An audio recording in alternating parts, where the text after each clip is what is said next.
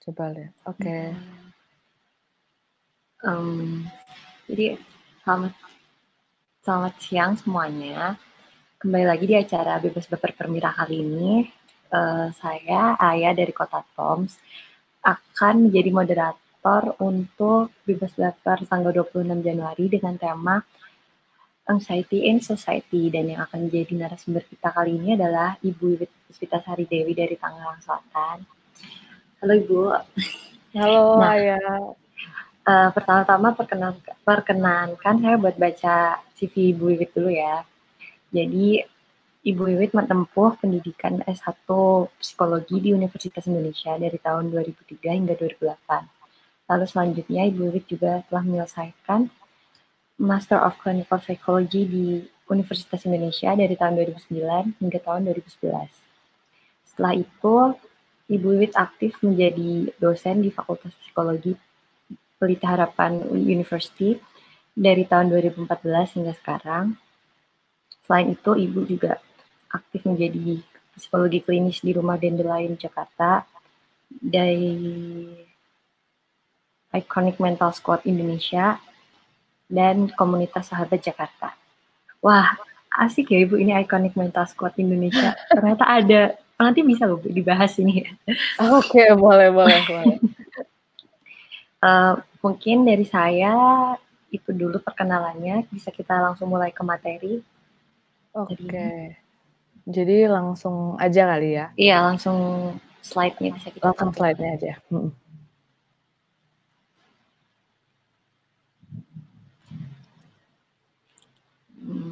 Ini slide-nya udah tampil. Bentar.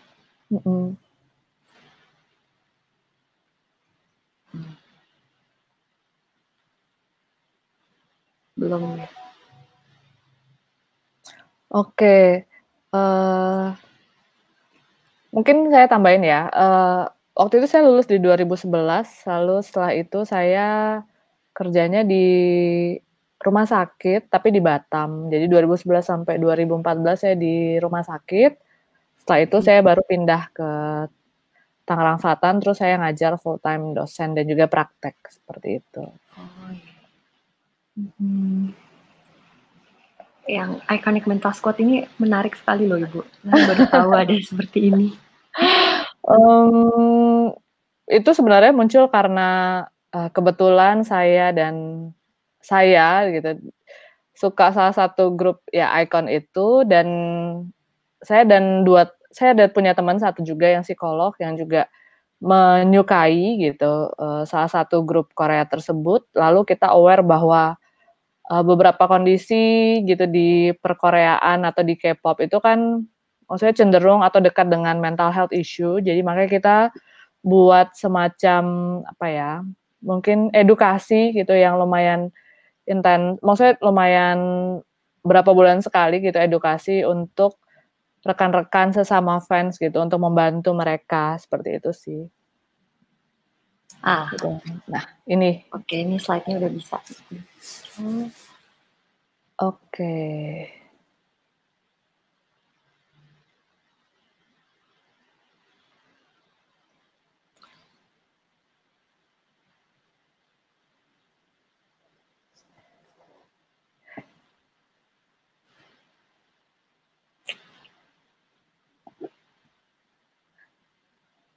Ini slide-nya, oke, kita bisa mulai ya. Kemarin itu yang diminta ke saya adalah mengenai anxiety in society gitu. Ini lumayan umum ya gitu topiknya gitu. Jadi yang akhirnya saya masukkan di sini adalah tentang anxiety secara umum saja gitu. Jadi nanti kalau misalnya ada pertanyaan yang lebih spesifik gitu bisa ditanyain waktu tanya jawab gitu. Mungkin ke next slide-nya. Bisa di next.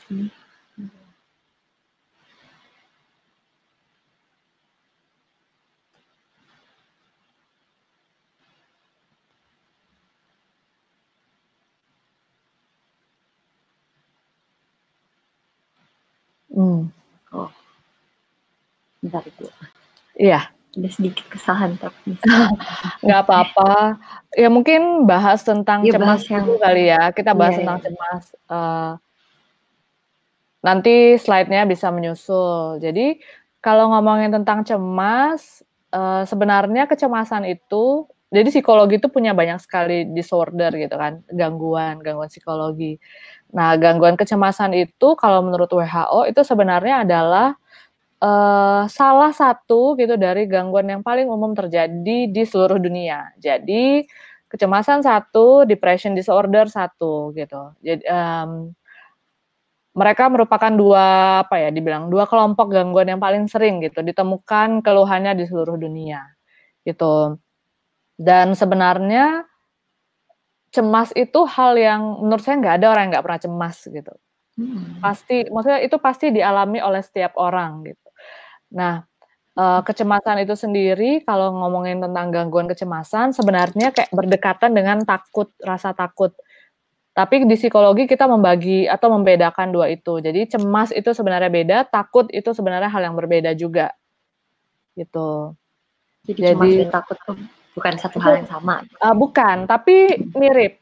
Mirip karena perubahan di badannya kurang lebih sama gejalanya. Nanti saya jelaskan. Jadi kayak kalau cemas itu adalah kecemasan yang muncul gitu karena sesuatu hal yang akan terjadi di masa depan. Jadi kayak sumber kecemasannya itu masih di masa depan yang kita belum tentu tahu kebenarannya seperti apa. Jadi makanya kadang kita cemas tentang nanti setelah saya lulus saya kerja apa, atau misalnya khawatir tentang kalau saya naik ini nanti aman nggak ya, kayak gitu. Itu kecemasan karena belum terjadi. Sedangkan kalau ketakutan itu adalah sesuatu yang muncul karena adanya benda, situasi yang benar-benar terjadi pada saat itu. Gitu. Misalnya kalau lihat ular di depan kita itu takut, itu bukan cemas. Atau misalnya dimarahin orang gitu, atau ketemu orang yang gede badannya misalnya, itu takut. Kalau muncul sesuatu yang nggak nyaman itu takut. Gitu. Jadi sumbernya itu ada di depan kita atau ada di saat ini gitu. Jadi yang membedakan tuh biasanya itu. Bentar, ini slide-nya udah bisa. Next.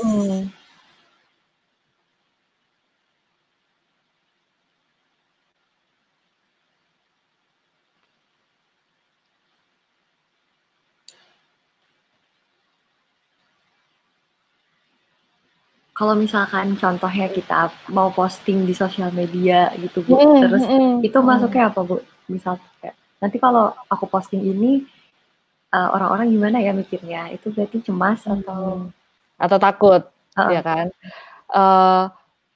Itu masuk ke cemas karena sebenarnya sesuatu yang membuat cemas atau misalnya takut, pencetusnya itu nggak ada sekarang gitu. Karena kan kita khawatirnya biasanya adalah orang lain akan ngomong apa ya nanti. Nanti kalau kita posting ini orang lain akan komentar apa nanti gitu. Jadi itu masih in the future. Gitu. Nah, itu cemas. Gitu. Beda kalau misalnya saya mau posting sosial media tapi di sebelah saya ada mama saya yang galak banget gitu. Kalau saya posting dia akan marah. Nah, itu kan pencetusnya ada di sebelah kita kan, itu takut. Itu lebih ke takut. Tapi itu sebenarnya kayak dianggap mirip karena baik kecemasan maupun ketakutan itu kalau di badan gejalanya tuh mirip gitu karena mereka akan men-trigger atau mereka akan mempengaruhi satu sistem syaraf yang kurang lebih sama. Jadi gejalanya sama, biasanya mungkin deg-degan atau misalnya sesak nafas gitu atau misalnya ya deg-degan, jantungnya terasa lebih cepat, sesak nafas, keringetan gitu. Gejalanya sama gitu. Jadi makanya kadang dianggap sebenarnya mirip atau misalnya orang suka salah mengartikannya gitu. Tapi cemas dan takut itu ada di satu kelompok gangguan kecemasan. Jadi di dalam takut tuh contohnya kayak fobia. Fobia tuh masuk ke dalam gangguan kecemasan gitu. Dan cemas-cemas yang lain. Seperti itu sih. Dan saya cuma mau bilang cemas itu hal yang umum dialami oleh setiap orang dan cemas itu diciptakan atau ya anggaplah badan kita itu sebenarnya merasakan cemas untuk tujuan tertentu, gitu. Jadi, badan itu merasakan cemas supaya kita bisa beradaptasi gitu, supaya kita bisa siap-siap gitu dengan kondisi yang mungkin saja membahayakan. Jadi, rasa cemas, muncul itu hal yang baik sebenarnya. Kayak misalnya, kamu kuliah gitu kan, lalu kamu cemas dengan nilai saya nanti gimana ya gitu, bagus atau enggak. Nah, karena kamu merasa cemas, kamu jadi punya rencana, "Oh, saya jadinya belajar atau misalnya, "Oh, saya pakai strategi apa," gitu. Supaya nilai saya yang saya khawatirkan akan kayak gimana, jelek atau bagus itu tidak terjadi. Nah, kamu prepare kan jadinya. Iya. Jadi bayangkan kalau nggak ada rasa cemas, kamu pasti nggak akan ngapa-ngapain, gitu. Jadi cemas itu sesuatu yang sebenarnya bukan hal yang buruk gitu, tapi dalam jumlah tertentu dia baik. Cuman memang akhirnya kalau berlebihan cemasnya sampai mengganggu kehidupan sehari-hari atau mengganggu fungsi hidup kita sehari-hari, itu yang perlu jadi perhatian buat kita. Apakah sekarang sudah saatnya kita misalnya meminta bantuan gitu. Coba kita ke next slide. Iya, bisa nggak ke next slide?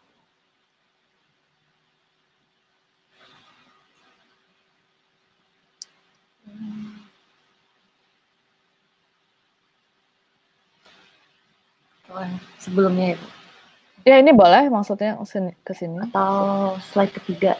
Ini masih. Slide 3 itu boleh yang mana tuh slide? Slide ketiga bisa.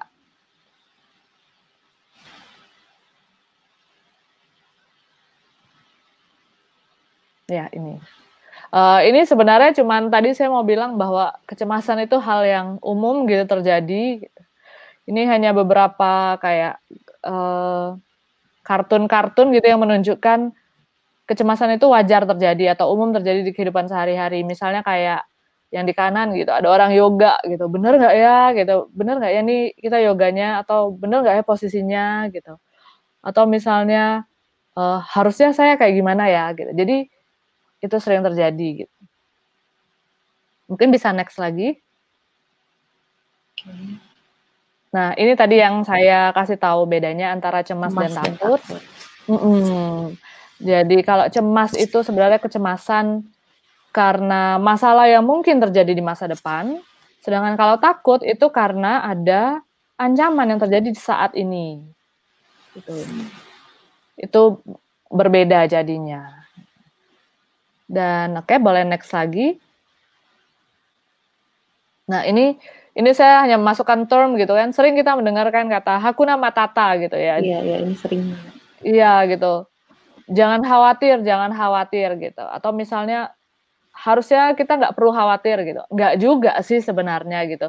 Kecemasan atau itu perlu gitu, cuman dalam jumlah tertentu gitu.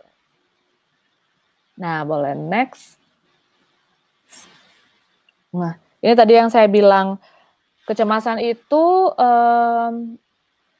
kita nggak tahu kita cemas kalau misalnya badan itu tidak kasih tahu gitu. Jadi biasanya kita sadar kita cemas karena mungkin ada perubahan tadi di badan, misal lebih sesak nafas gitu, lebih deg-degan, atau misalnya ada pikiran-pikiran yang muncul yang mengkhawatirkan gitu.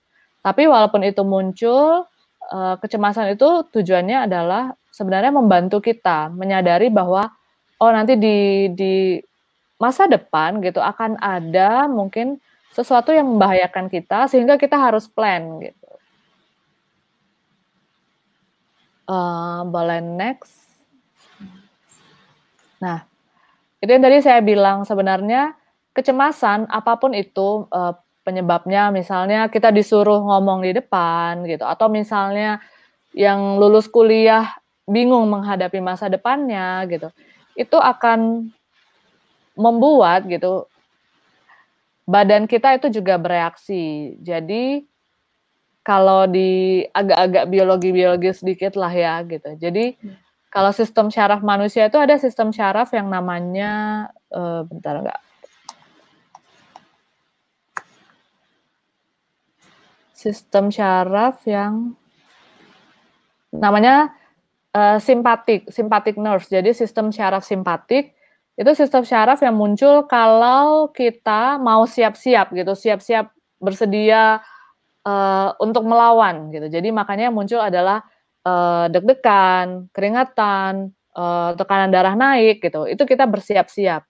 Tapi kalau sistem syaraf yang satu lagi itu muncul saat kita dalam keadaan sangat rileks gitu. Nah, kalau cemas ataupun takut tadi, dia akan mengaktifasi sistem syaraf yang simpatik itu. Makanya badan pun sebenarnya akan bereaksi. Gitu. Nah, boleh next lagi nggak? Nah, tadi saya bilang cemas itu penting, cuman dalam batas yang maksudnya Wajar. ada batas tertentu gitu ya, batas wajar gitu. Karena penelitian maksudnya menunjukkan kalau kita cemasnya sedikit atau misalnya tidak ada sama sekali, itu akan ngaruh ke performa. Performa kita pun mungkin juga akan maksudnya biasa-biasa saja atau ya poor performance gitu. Tapi saat dia berada di dalam kondisi yang maksimal kecemasan itu, performa kita akan baik. Gitu. Nah, tapi lagi, kalau misalnya dia terlalu banyak kecemasannya, performa kita pun juga akan buruk. Gitu. Jadi tetap perlu, gitu. Karena dengan cemas kita akan punya persiapan. Motivasi gitu. Iya, motivasi atau kita mempersiapkan diri sebenarnya. Gitu. Jadi itu membantu. Nah, boleh next. Nah, ini cuma beberapa facts tentang anxiety disorder. Mungkin tadi beberapa saya udah kasih tahu. Kalau misalnya gangguan kecemasan itu gangguan yang umum gitu ada di dunia, terus lumayan banyak gitu ya populasi yang mengalami ini. Terus kalau dibandingkan laki-laki dan perempuan, perempuan memang cenderung lebih banyak gitu ya, dibandingkan laki-laki. Lalu kalau ngomongin tentang gangguan kecemasan itu sebenarnya ada banyak gitu. Ada specific phobia, social anxiety disorder, panic disorder, agorafobia, generalized anxiety disorder. Mungkin saya akan jelaskan singkat saja satu-satu ini maksudnya apa. Nah, boleh next. Nah, ini jadi mungkin saya akan mulai dari spesifik fobia gitu. Nah, fobia ini perasaan yang muncul itu adalah takut gitu. Takut sama sesuatu yang biasanya kan kita takut sama sesuatu yang mengerikan ya gitu. Tapi kadang ada beberapa fobia itu kita takut dengan sesuatu yang mungkin tidak tampak mengerikan, cuma buat orang itu yang punya fobia itu mengerikan gitu. Misalnya saya pernah punya klien yang takut sekali sama sapu, gitu, atau takut sama karet gelang. Gitu. Buat kita itu aneh gitu, tapi buat mereka itu takut sampai harus menghindar setiap ketemu sapu atau ngelihat karet gelang tuh bisa deg-degan dan keringetan seperti itu. Tapi fobia juga bisa ketakutan yang sangat berlebih gitu terhadap sesuatu yang mungkin memang menakutkan, tapi kalau buat orang mungkin ketakutannya levelnya cuma 5, buat dia tuh bisa 9 atau 10. Misalnya kayak kecoa gitu. Ya kecoa itu banyak sih sebenarnya yang takut gitu. Tapi mungkin ada yang takutnya biasa aja. Biasa aja maksudnya masih ngelihat kecoa di depan kita juga ya teriak sih teriak, tapi nggak sampai segitunya. Nah, ada orang yang sangat berlebih atau sangat fobia, dia tuh bisa takut sampai ngelihat gambar kecoa aja nggak mau. Udah langsung keringetan atau deg-degan atau histeris seperti itu. Nah, itu fobia. Jadi ada rasa takut pada sesuatu, entah itu situasi, jadi nggak harus benda atau binatang, tapi situasi. Lalu social anxiety disorder, ini yang mungkin gitu umum terjadi. Jadi social anxiety itu orang-orang yang takut akan biasanya evaluasi lingkungan sosial. Gitu. Dia takut dipermalukan, dia takut dievaluasi jelek, gitu. Dia takut sama sesuatu atau orang-orang yang nggak familiar dengan dia. Akibatnya orang-orang ini menghindari situasi sosial, jadi lebih banyak di rumah gitu. Atau misalkan kalau dia bekerja, umumnya dia nggak bagus performanya karena kan dia akan menghindar ketemu orang gitu.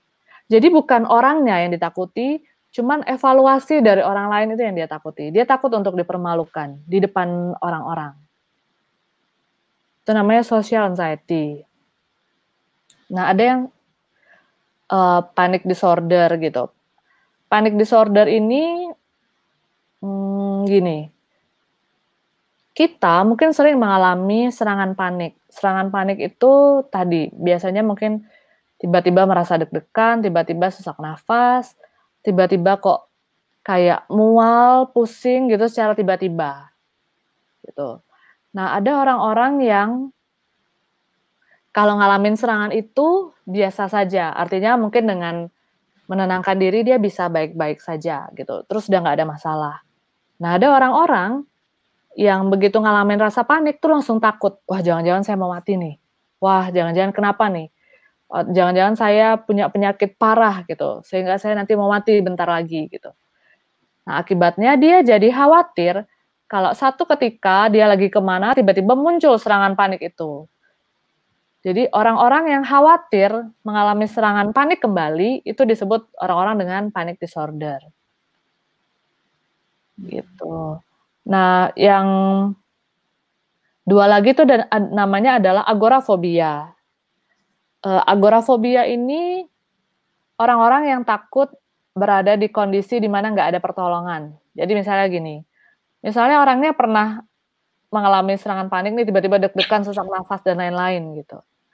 Lalu tiba-tiba dia misalnya mau keluar, tapi dia khawatir kalau saya ke tempat umum itu, kalau nanti saya tiba-tiba terserang panik di situ, nggak ada yang bisa nyelamatin saya atau saya nggak bisa menyelamatkan diri.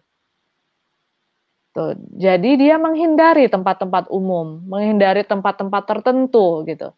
Karena dia takut kalau ada di tempat itu, nanti kalau ada apa-apa, dia nggak bisa cari pertolongan. Nah, itu namanya agorafobia. Nah, yang terakhir itu generalized anxiety disorder.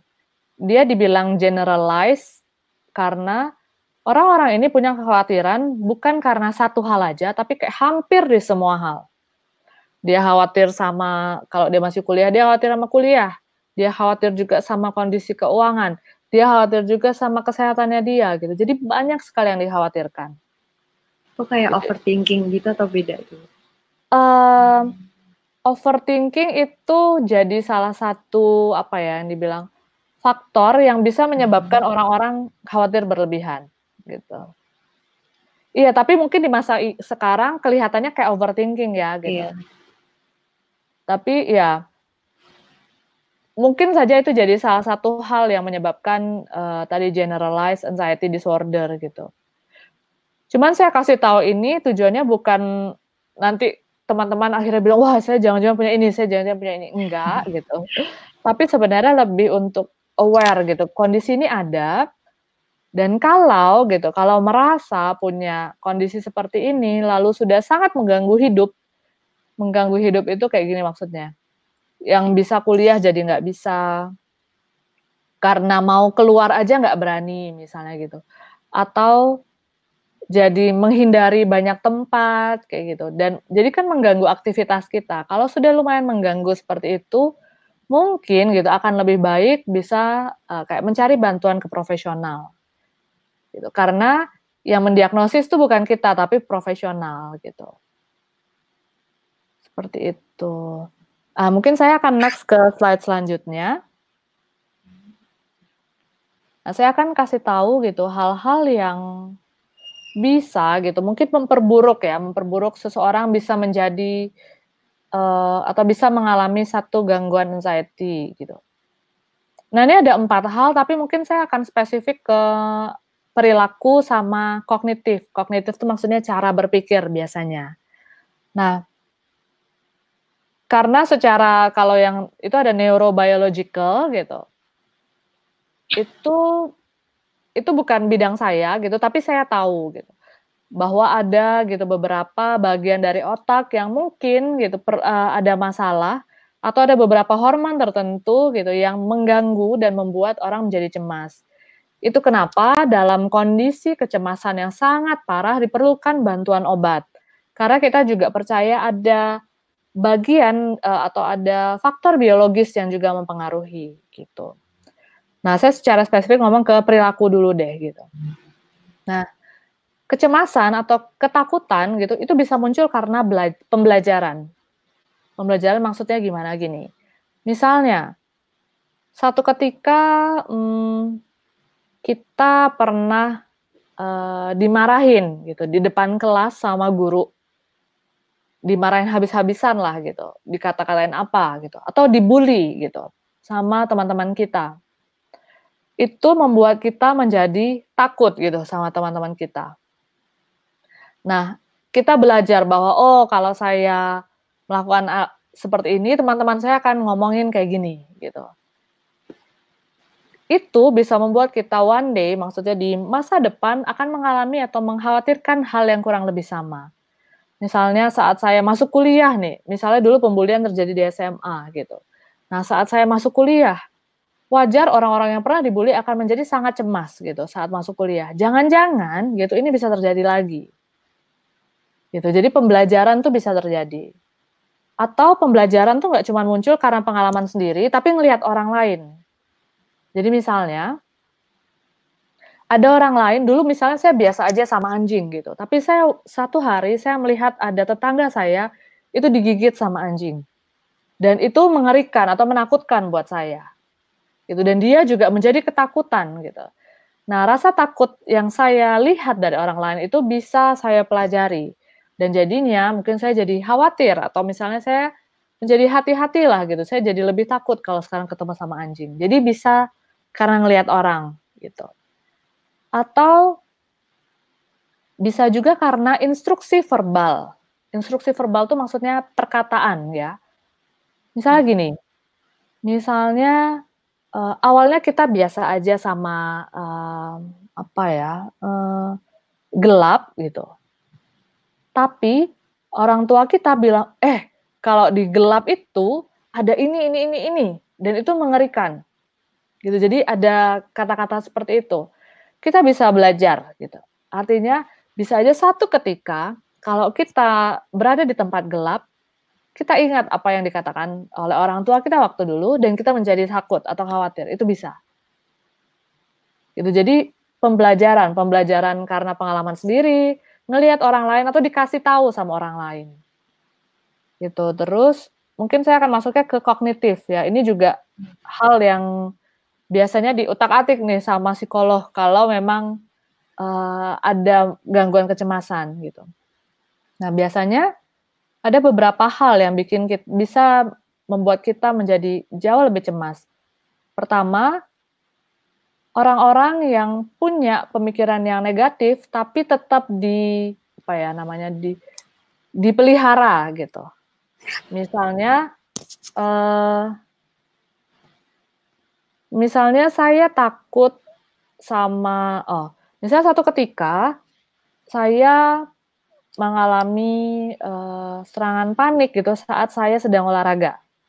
Misalnya pas saya lagi lari di treadmill, terus saya tiba-tiba dada saya deg-degan, terus saya jadi sakit kepala dan lain-lain. Itu situasinya nggak nyaman. Dan saya nggak mau hal itu terjadi lagi, itu kan nggak nyaman buat saya. Akibatnya apa? Akibatnya saya melakukan perilaku yang menurut saya itu aman buat saya, safety behavior. Jadi saya nggak mau lagi olahraga, sama sekali saya nggak mau, saya menghindari itu. Nah itu membuat pemikiran kita, itu tetap misalnya pemikiran kita udah jelek dulu nih tentang olahraga, pemikiran itu nggak akan hilang, tetap aja stay, karena apa? Karena kita menghindari. Gitu. Lalu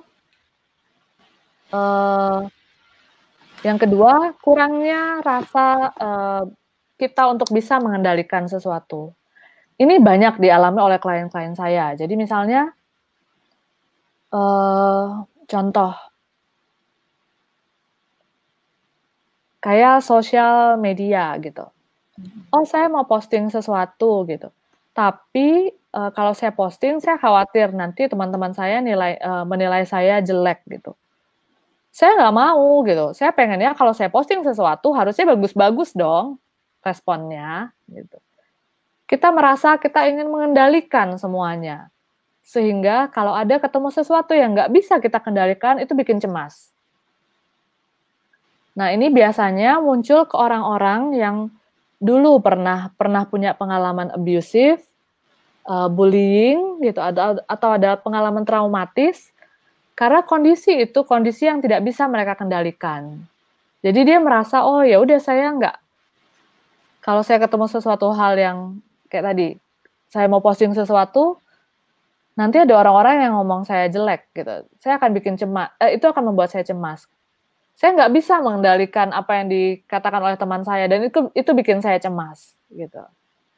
Nah, jadi perasaan kita tidak punya kendali atas sesuatu itu juga biasanya membuat kecemasan. Dan ada kecenderungan satu lagi secara kognitif, orang-orang yang memang pada dasarnya cemas, dia biasanya akan melihat tanda-tanda yang sebenarnya akan memperkuat kecemasannya. Jadi ngelihat ke tanda-tanda yang negatif. Misalnya orang yang takut sama tadi apa ya, kecoa gitu. Misalnya dalam satu ruangan, dia pasti akan melihat atau mencari tanda-tanda yang membuat dia yakin bahwa kecoa itu akan ada. Tiba-tiba ada satu apa namanya, entahlah ada satu benda coklat gitu, terus dia bilang, "Tuh kan pasti ada kecoa." Jadi dia hanya melihat tanda-tanda yang negatif saja. Gitu. Mungkin itu bisa dibilang kayak ya negative thinking juga ya gitu. Jadi yang melihat yang negatif-negatif saja gitu. Nah, boleh next lagi? Oh, next saja. Nah, ini mungkin lebih ke yang masa sekarang ya gitu. Kecemasan di zaman dulu itu terjadi, tapi di masa sekarang itu juga terjadi. Cuma mungkin bentuknya atau kayak apa ya, berita atau informasi atau cara kita mempelajari sesuatu itu jauh lebih cepat. Misalnya kayak tadi saya bilang, kecemasan itu dipelajari. Kalau kita ngelihat orang lain cemas, kita bisa cemas gara-gara itu. Nah, itu sama dengan misalnya yang lagi heboh sekarang kan coronavirus gitu kan ya. Jadi saat kita melihat orang lain di sosial media dengan informasi yang sangat cepat, mereka cemas, menunjukkan kecemasannya, kita juga bisa, belajar untuk menjadi cemas, gitu. Atau saat lewat sosial media, gitu. Kalau kita bisa melihat ada gini, banyak hal di luar kendali kita kan, gitu, termasuk orang lain dapat kerja kapan, atau orang lain ini kapan, gitu. Nah, lewat sosial media, misalnya kita sesama mahasiswa yang baru lulus gitu. Kita bisa lihat ada orang lain mungkin dapat kerja lebih cepat atau mungkin ada orang lain punya apa gitu. Dan itu bisa membuat cemas karena kenapa ya? Kenapa orang lain tuh bisa dapat kerja lebih cepat gitu. Kenapa saya enggak gitu. Saya juga pengen dong saya kerja lebih cepat. Itu bisa membuat cemas gitu tentang masa depan kita. Ya, jadi mungkin kalau di masa sekarang karena informasi yang sangat cepat gitu untuk berpindah atau untuk kita ketahui gitu, bisa membuat kita menjadi apa ya, bisa menjadi resiko buat kita untuk mengalami kecemasan dengan lebih cepat seperti itu. Nah, oleh karena itu kita perlu belajar gitu beberapa hal gitu yang mungkin membantu mengatasi kecemasan. Boleh next, saya akan kasih tahu beberapa hal yang bisa kita lakukan. Next lagi. Nah, ini menurut saya hal yang paling penting gitu, karena salah satu yang bikin cemas adalah karena kita tidak bisa mengendalikan sesuatu. Nah, berarti saat menghadapi sesuatu untuk mengelola kecemasan adalah kita harus terima bahwa kita nggak bisa ngendaliin sesuatu dan lebih fokus ke hal-hal yang bisa kita lakukan. Jadi kayak tadi mungkin Ayah bilang, kalau saya posting sesuatu ke sosial media itu gimana ya gitu.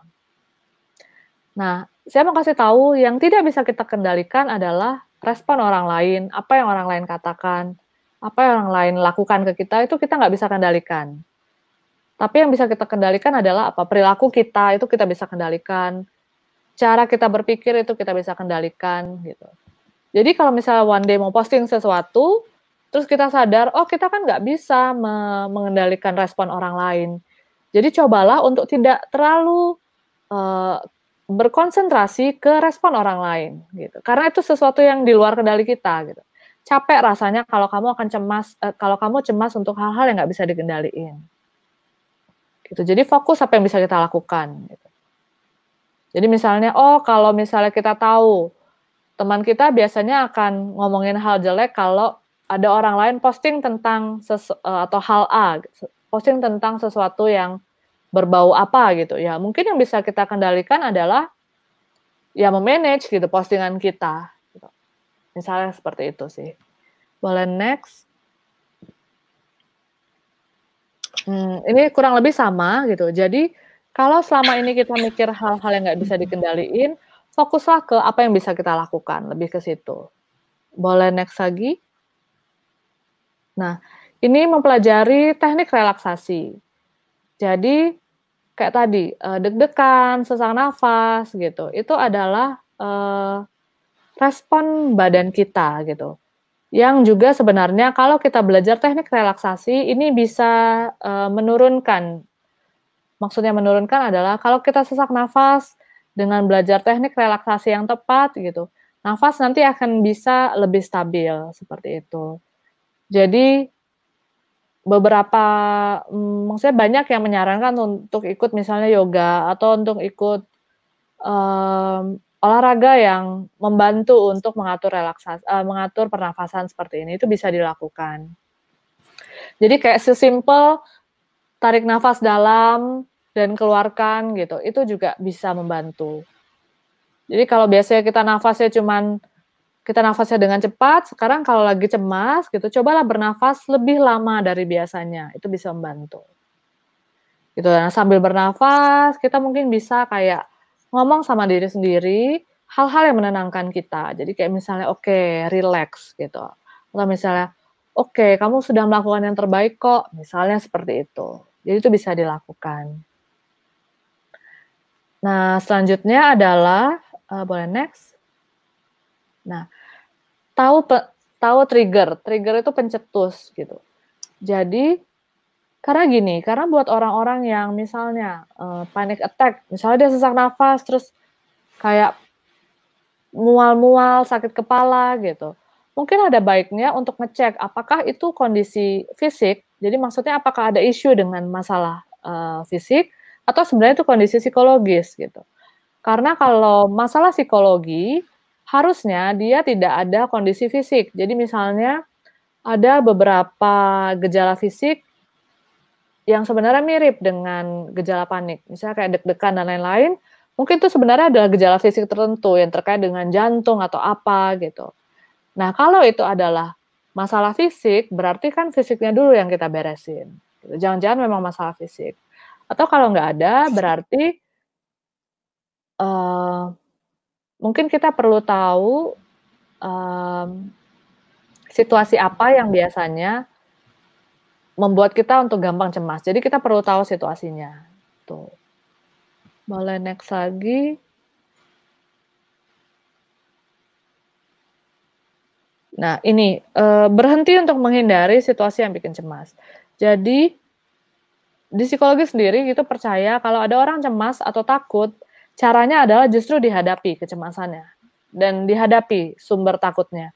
Cuman kalau sama psikolog, untuk menghadapinya itu nggak langsung dihadapin langsung, kalau kamu takut kecoa nggak langsung dikasih kecoa gitu, tapi dikasih teknik-teknik tertentu supaya bisa tenang dulu, lalu pelan-pelan ditemukan gitu dengan sesuatu yang bikin dia takut. Jadi pelan-pelan. Nah, jadi kalau kita cemas sama sesuatu atau takut sama sesuatu lalu kita hindari terus, itu justru akan memperbesar kecemasan atau ketakutan. Lalu selanjutnya, nah menjaga, kondisi hidup yang sehat. Nah ini saya percaya sih gitu, badan sama pikiran itu akan selalu berkaitan. Jadi kalau badannya sehat, mungkin itu akan juga membantu gitu, olahraga yang teratur, terus istirahat yang teratur. Karena kalau istirahat kurang, itu kadang juga bisa ngaruh ke kayak detak jantung dan lain-lain. Nah, sedangkan kalau buat orang-orang yang panik kan nih, detak jantung beda sedikit aja dia panik gitu. Padahal bukan karena apa-apa, melainkan karena tidurnya yang kurang. Jadi itu perlu dijaga juga. Lalu me-manage,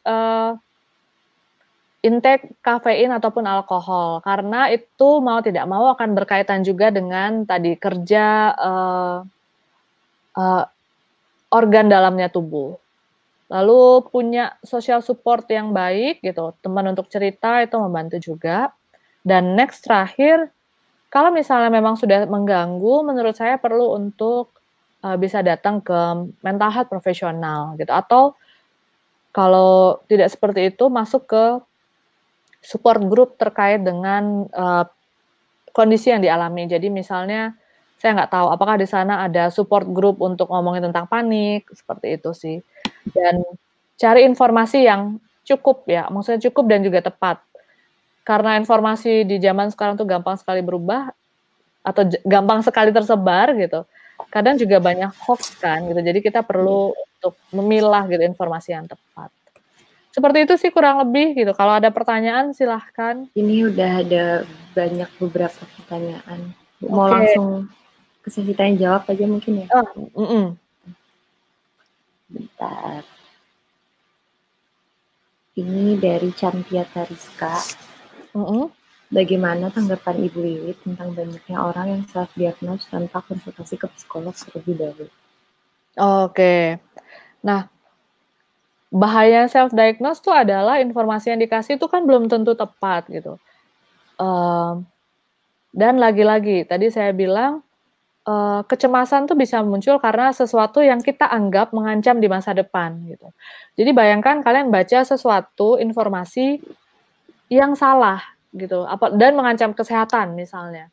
Misalnya ada yang bilang, eee, "Oh coronavirus itu," bukan coronavirus lah, atau ada yang bilang kalau misalnya, "Oh cemas itu bisa bisa menular," misalkan seperti itu. Jadi akibatnya kita menghindar ketemu sama orang-orang yang cemas, karena kita takut itu menular. Padahal mungkin di sekitar kita banyak sekali yang cemas gitu. Nah, kecemasan tuh akan semakin meningkat karena informasi kita salah. Kita akan semakin merasa, "Wah, tidak ada dunia yang aman," misalnya seperti itu. Dan juga, eee, self diagnose itu lagi-lagi kan belum tentu tepat gitu. Kalau kita misalnya merasa, "Oh iya, saya ternyata setelah baca-baca kayaknya saya cemas nih," gitu. Wah, saya ternyata punya kondisi yang seperti ini ya, nanti dampaknya gimana ya ke saya ya? Udah mikir banyak sekali gitu. Padahal belum tentu benar gitu. Jadi itu bisa menambah kecemasan. Makanya lebih baik datang ke profesional karena setidaknya, punya plan gitu, punya plan untuk, entah itu kegiatan atau misalnya kalau ke psikiater mungkin adalah obat gitu. Nah, lagi-lagi kita belajar untuk melakukan sesuatu yang bisa kita lakukan untuk mengendalikan kecemasan. Seperti itu, apakah itu menjawab gitu? Mungkin ya, jadi intinya self-diagnose sebaiknya dihindari begitu. Iya iya iya, karena belum tentu benar gitu. Pertanyaan selanjutnya dari Iqmil Khairiah, Mhm. apakah bipolar itu termasuk cemas yang berlebihan? Oke. Nah, bipolar itu masuk ke dalam kelompok, kelompok diagnosa lain. Jadi itu dia nggak masuk ke dalam kecemasan, tapi masuknya ke depressive symptom. Jadi itu 2 hal yang berbeda gitu, 2 kondisi yang berbeda. Tapi dalam kenyataannya gitu, depresif, kelompok kelompok penyakit depresif dengan anxiety itu sering beririsan. Beririsan tuh maksudnya sering kali ditemukan orang dengan depresi ternyata juga memiliki kecemasan dan sebaliknya, gitu. Jadi bipolar itu nggak masuk ke dalam gangguan kecemasan, tapi mereka sering ada secara bersamaan. Gitu sih. Oke. Mhm. Pertanyaan selanjutnya dari Aninda, Mhm. kapan atau pada situasi apa kita harus pergi ke psikologi? Kita harus pergi ke psikolog. Bagaimana mungkin cara menyadarinya? Oke. Mmm, biasanya yang paling sering saya kasih tahu adalah yang pertama, kalau kondisi itu udah nggak bisa lagi kalian tangani sendiri, artinya udah nggak tahu lagi mesti ngapain, mungkin tuh tandanya kalian perlu mencari bantuan. Lalu yang kedua, kalau kondisi itu sudah mengganggu kehidupan sehari-hari, kehidupan dan fungsi sehari-hari. Misalnya, saya dulu waktu kuliah baik-baik aja, sekarang saya nggak bisa konsentrasi sampai nilai saya akhirnya turun, gitu. Atau misalnya, kalau saya dulu bisa ketemu sama orang, sekarang saya nggak bisa ketemu orang sama sekali, sampai saya lebih sering di rumah, gitu. Itu kan mengganggu kehidupan. Atau misalnya, sudah mulai muncul gangguan fisik yang lumayan intens. Jadi misalnya, oh saya kok jadi sering sakit kepala, dulunya tidak, misalnya gitu. Atau misalnya, mas saya jadi lebih sering muncul, dan asam lambungnya sering naik, padahal dulunya tidak. Gitu. Biasanya hal-hal seperti itu sih yang membuat saya akhirnya menyarankan seseorang untuk datang ke psikolog ataupun psikiater. Kalau udah apa itu tadi yang nyambung sama asam lambung tuh masuk Oh, psikosomatik atau belum ya, Bu? oh, psikosomatik itu sebenarnya cuman istilah yang kasih tahu bahwa kondisi psikologis itu akan berdampak ke kondisi fisik. Ya kan psiko itu psikologis, soma itu badan gitu. Nah, psikosomatis itu adalah memang simptom-simptom fisik yang sumbernya karena masalah psikologis. Tapi masalah psikologisnya anxiety kah, depression kah, atau apakah itu kita nggak tahu. Lalu pertanyaan selanjutnya dari Tisha Sitania Presi, kalau sudah cemas berlebihan itu bisa dikategorikan ketakutan atau tidak ya? Oke. Nah, sebenarnya kalau cemas dan takut itu sebenarnya hal yang berbeda gitu. Tergantung situasinya sih gitu. Kadang ada beberapa orang yang, jadi tuh gini, bedanya ke badan antara cemas dan takut adalah intensitas yang terjadi di badan. Kalau cemas itu mungkin intensitas deg-degannya mungkin masih menengah, anggap aja saya bilang kayak gitu. Tapi kalau takut dia lebih tinggi, gitu, di badan, dampaknya ke badan. Nah, kalau cemas berlebihan, apakah bisa dibilang takut? Karena saya nggak tahu kondisinya, saya nggak tahu, maksudnya saya belum bisa menjelaskan. Tapi kalau situasinya atau cemas berlebihan itu karena sesuatu hal yang belum terjadi saat ini, itu masuknya memang masih dalam kategori cemas, gitu. Tapi kalau kecemasannya karena sesuatu yang terjadi secara real pada saat ini, mungkin itu masuknya ke takut. Itu sih. Selanjutnya, dari Ikmil Hairiyah, bagaimana dengan ketakutan terhadap bakteri yang berlebihan? Apakah itu termasuk penyakit mental health? Oh, oke. Sebenarnya ada kondisi gangguan lain yang mirip sebenarnya dengan itu. Mungkin kamu pernah dengar yang namanya OCD gitu. Iya, Jadi yang kayak harus teratur semua. iya, seperti itu. Nah, kalau OCD itu sebenarnya agak berbeda lagi gitu sekarang. Dia nggak masuk ke dalam, saat ini nggak masuk ke dalam gangguan kecemasan, jadi kayak udah di luar itu. Karena kalau OCD ada kecemasan di dalamnya, tapi kecemasan untuk OCD diikuti dengan perilaku berulang terus-menerus. Jadi kayak misalnya, kamu punya rasa cemas gitu akan bakteri. Lalu akibatnya adalah kamu misalnya cuci tangan terus-menerus. Kamu melakukan kegiatan lain supaya tidak ada bakteri gitu. Dimana kalau kamu nggak cuci tangan, kamu akan makin cemas gitu. Mungkin itu arahnya sudah ke OCD, tapi memang sumbernya adalah kecemasan. Gitu. Cuman karena satu dan lain hal itu tidak masuk ke dalam gangguan kecemasan, tapi di luar itu. Karena ada perilaku berulangnya juga. Selanjutnya ini dari Van Mobix. Bagaimana cara mengatasi kecemasan saat berada di keramaian? Oke, nah mungkin pertama, salah satu teknik yang bisa dipelajari oleh kita semua adalah tadi teknik pernafasan. Jadi kayak deep breathing lah namanya. Biasanya itu kita misalnya kayak tarik nafas lebih dalam lewat hidung, lalu keluarkan juga lebih lama lewat mulut.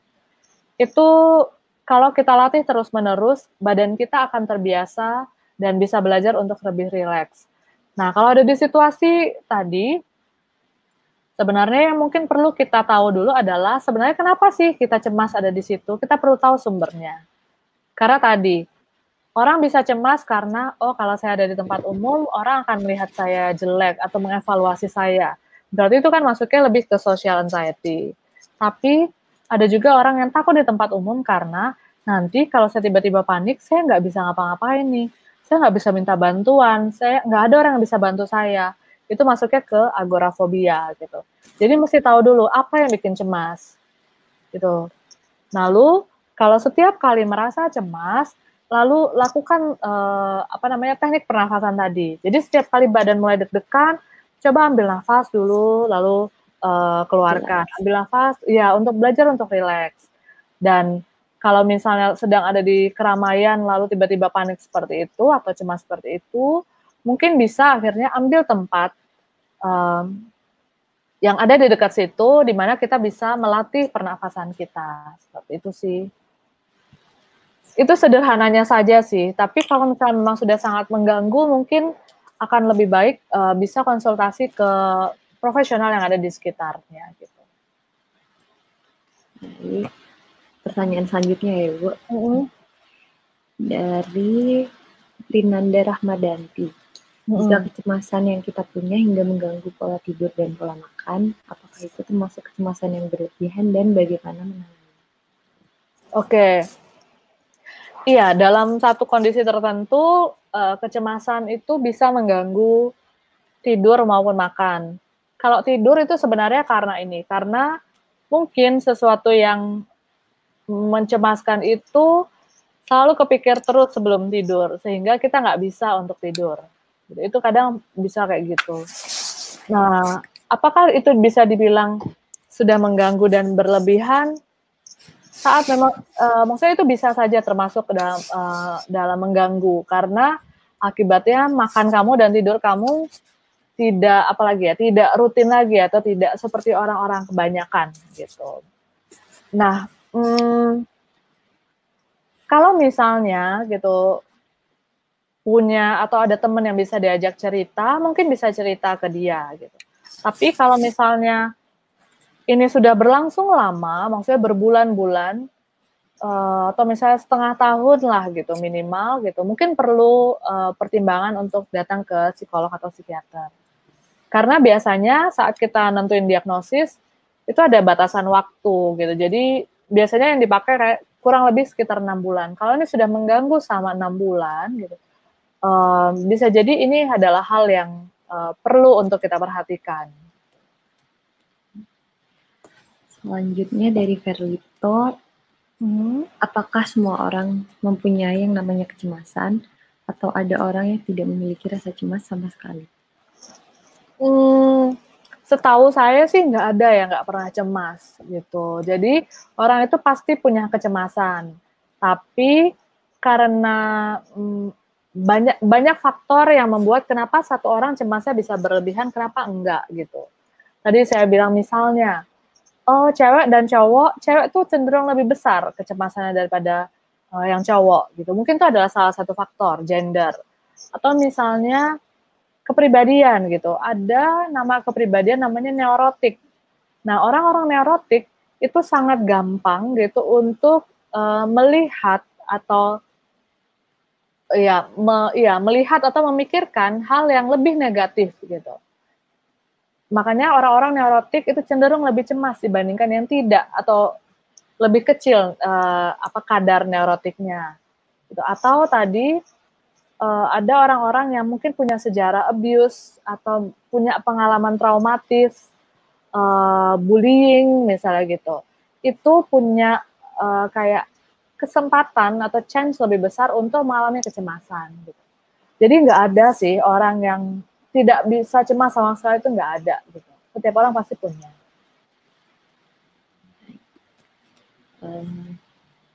Selanjutnya pertanyaan dari Tisha lagi. Bagaimana caranya biar bisa mengatasi ketakutan berlebihan kepada sesuatu? Oke, bagaimana mengatasi ketakutan berlebihan pada sesuatu. Saya nggak tahu ya sesuatunya ini apa gitu ya. Tapi mungkin kamu perlu tahu dulu apa ya sesuatunya. Atau Mungkin gini, takut menghadapi ujian gitu, Bu. Ada jadwal ujian keluar terus langsung takut. oh oke.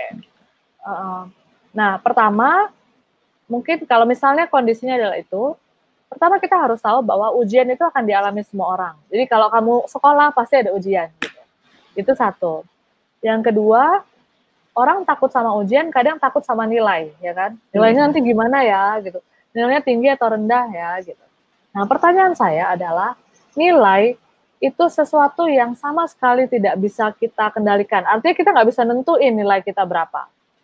Karena untuk mengeluarkan nilai, gitu, seorang guru atau misalnya, ya, sampai nilai itu keluar, banyak faktor yang akan mempengaruhi. Nah, misalnya, bisa aja faktor gurunya gitu, atau misalnya faktor kondisi kita waktu ngerjain ujian gitu. Nah, saran saya adalah fokuslah ke hal-hal yang bisa kita lakukan. Jadi gini, oke, yang kita khawatirkan adalah nilai. Bisa nggak kita atur nilai, oh kita dapat 100 saja, kan enggak kan gitu. Tapi apa yang bisa kita lakukan? Kita bisa mulai belajar. Lalu kita bisa mulai untuk menjaga badan kita supaya nggak sakit waktu ujian. Caranya apa? Ya belajarnya jangan begadang, tidurnya cukup, makannya cukup, gitu. Lalu kalau kita nggak ngerti, mungkin kita bisa diskusi sama teman. Itu hal yang bisa kita lakukan. Itu hal yang bisa kita kendalikan lah. Nah, tapi kita juga harus siap menerima result apapun, karena nilai itu tidak 100% bisa kita kendalikan keluar angkanya berapa gitu. Jadi jangan terlalu fokus ke nilainya, tapi fokuslah ke oke, kalau mau dapat nilai bagus, apa ya yang bisa kita lakukan? Fokus ke situ. Selanjutnya dari Verlito, pertanyaannya, cara membuat rasa cemas menjadi nilai plus agar mempersiapkan diri menghadapi sesuatu, bagaimana? Oh, bagaimana? Oke. Nah, misalnya cara supaya memprepare sesuatu. Misalnya seperti ini, anggaplah tadi nilai ya, gitu. Kita takut sama nilai ujian yang keluar. Gitu. Nah, tapi ada orang yang karena udah sangat takutnya, gitu, dia udah nggak bisa mikir apa-apa. Ada yang kayak gitu. Nah, saran saya, bagaimana caranya supaya bisa bikin plan adalah mulai dipikirkan caranya gitu. Nah, nilai tinggi itu salah satu caranya apa sih? Atau misalnya kita bisa melakukan apa sih supaya gitu nilai kita setidaknya mungkin akan lebih tinggi.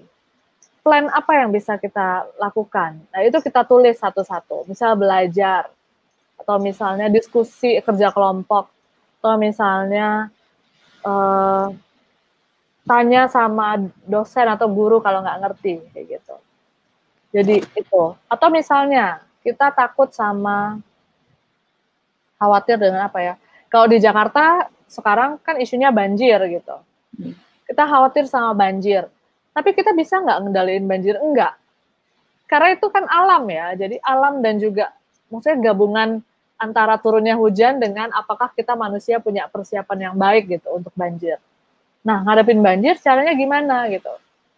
Pertama misalnya kita lihat rumah kita tuh tempat yang rawan banjir nggak? Gitu. Kalau misalnya iya, gitu, apa yang dilakukan? Nah, teman-teman saya misalnya banyak tuh yang ninggiin rumah misalnya atau gitu. Atau dia akhirnya di musim hujan mempersiapkan makanan, gitu. Atau misalnya mulai siap-siap apa ya kalau banjir itu ya? Oh, mulai mempersiapkan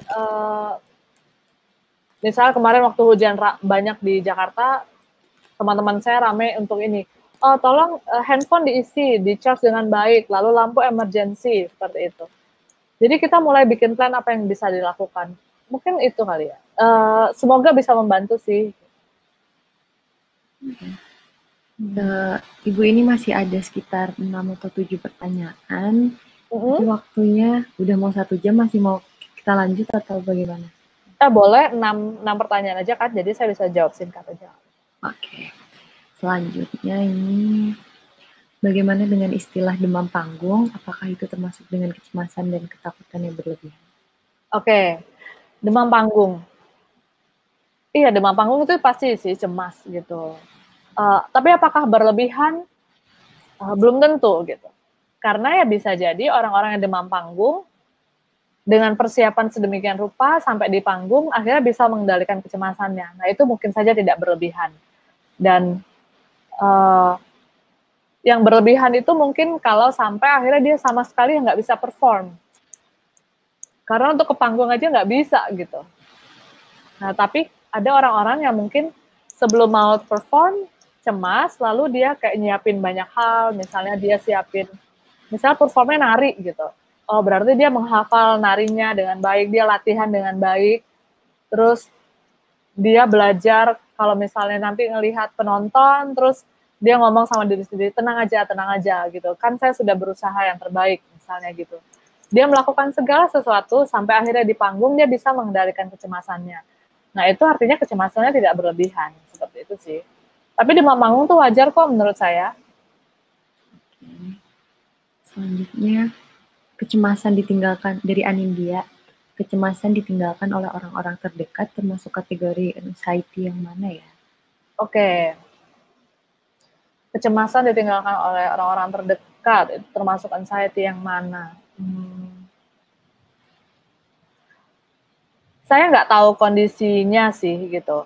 Tapi kalau secara umum memang itu masuknya kecemasan. Itu mungkin ada kemungkinan itu ya munculnya di GA, generalized anxiety disorder. Tapi lagi-lagi saya tidak tahu gitu. Cuman hal itu adalah hal yang juga wajar terjadi gitu. Karena kan kecemasan itu muncul kalau kita khawatir akan sesuatu nanti di masa depan, akan sesuatu yang tidak menyenangkan terjadi di masa depan. Gitu. Salah satunya adalah ditinggalkan oleh orang-orang atau kematian misalnya. Itu adalah hal yang wajar gitu, membuat orang cemas akhirnya untuk ditinggalkan.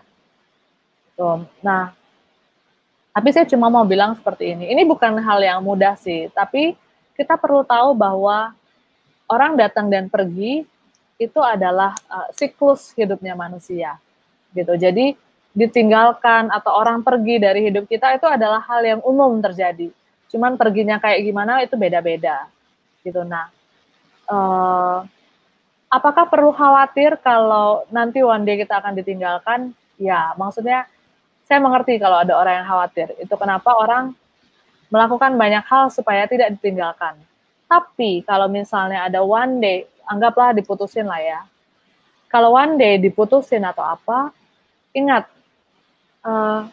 keputusan orang lain untuk memutuskan kita itu di luar kendali kita. Gitu. Jadi, itu kadang sesuatu hal yang sama sekali tidak bisa kita atur lah gitu. Kita tidak bisa mengatur orang untuk tetap stay gitu bersama diri kita terus menerus gitu. Mereka karena punya ini juga kan, punya decision juga dan itu sama sekali di luar kendali. Jadi ya itu hal yang wajar sih ditinggalkan dan saya mengerti kalau ada orang yang cemas karena itu. Mungkin kita satu pertanyaan terakhir penutup dulu ya Bu, dan Oke. sisanya kita dijawab komen ini dari Lydia Lukito. Pada tingkat anxiety yang seperti apa sehingga seseorang mengetahui kalau dia memerlukan bantuan obat? Oh, obat. Oke, biasanya kalau obat itu kalau buat saya, misalnya kecemasan itu mengganggu fungsi sehari-hari, misalnya kayak tidur. Buat orang-orang yang datang ke saya, kalau tidurnya setiap hari kayak cuman 2 jam, 3 jam, bukan karena dia begadang ngerjain tugas ya, bukan. Tapi karena memang nggak bisa tidur, karena banyak yang dipikirkan, biasanya saya akan refer dia dulu ke dokter atau psikiater dulu. Supaya apa? Supaya at least dengan bantuan obat itu bisa mulai dikurangi sedikit demi sedikit. Karena kalau dia datang ke psikolog, terus tidurnya cuma 2 atau 3 jam lalu meracau, itu sebenarnya konseling tidak bisa terjadi. Gitu. Jadi, mungkin ini kali ya, kalau hidupmu atau kalau tidurmu tuh sangat minim, bisa seperti itu. Atau kalau kamu sama sekali nggak bisa keluar rumah gara-gara cemas. Atau kalau kamu sama sekali tidak bisa konsentrasi, belajar, bekerja karena kamu cemas. Mungkin perlu mempertimbangkan untuk datang ke psikiater dulu gitu. Jadi harus lewat psikiater dulu gitu. Nih kayak Iya. contohnya misal kayak yang Ibu bilang tadi obat tidur misalnya melatonin gitu kan Ya. di Indonesia belum terlalu bebas, itu beda kayak sama di luar. Tuh, menurut Ibu gimana tuh Bu? Emang harus lewat psikiater dulu gitu. Kadang kan kayak ada yang takut dijudge lah pergi ke psikiater, takut gitu. Iya. Sebenarnya kalau hanya obat tidur tuh bisa lewat dokter umum. Sebenarnya kan seperti itu. Tapi khawatirnya kalau dokter umum yang diobati hanyalah gejala, tapi nggak mengobati core masalah. Sedangkan kalau di psikiater, jadi psikiater dan psikologi kan sama-sama mempelajari tentang kesehatan jiwa kan. Bedanya adalah psikiater tuh dari kedokteran, makanya dia bisa kasih obat. Psikologi ya dari fakultas psikologi, makanya kita lebih ke arah konseling dan psikoterapi. Kita nggak kasih obat sama sekali. Nah, apakah harus ke psikiater kalau perlu obat gitu? Iya gitu. Nah, bagaimana dengan kayak stigma masyarakat kekhawatiran? Iya sih, itu hal yang saya mengakui masih jadi PR-nya kami di kesehatan mental gitu. Tapi gini aja deh, lagi-lagi kita mungkin belajar untuk punya ini ya, memahami dikotomi kendali bahwa apa yang orang-orang katakan gitu, itu di luar kendali kita. Kamu mau habis-habisan itu untuk membela diri, enggak, saya ke psikiater tuh baik-baik aja gitu. Atau saya ke psikiater untuk hal yang baik, tapi kalau orang itu udah mikirnya jelek, ya udah jelek aja gitu, kamu udah nggak bisa ngapa-ngapain. Jadi mungkin kita perlu belajar untuk pelan-pelan menyaring gitu. Perkataan siapa yang mau kita dengarkan. Jadi akankah lebih baik kita peduli sama kesehatan kita sendiri dulu gitu, daripada peduli apa yang orang lain katakan tentang kita. Karena mereka nggak tahu kondisi kita, itu aja sih. Jadi mereka bisa ngomong apa aja, orang lain bisa ngomong apa aja tentang kita, tapi mereka nggak tahu kondisi kita, cuman kita yang tahu. Jadi mungkin sekarang saatnya kita belajar untuk menyayangi diri kita dulu gitu. Kalau merasa perlu ke psikiater, datanglah gitu.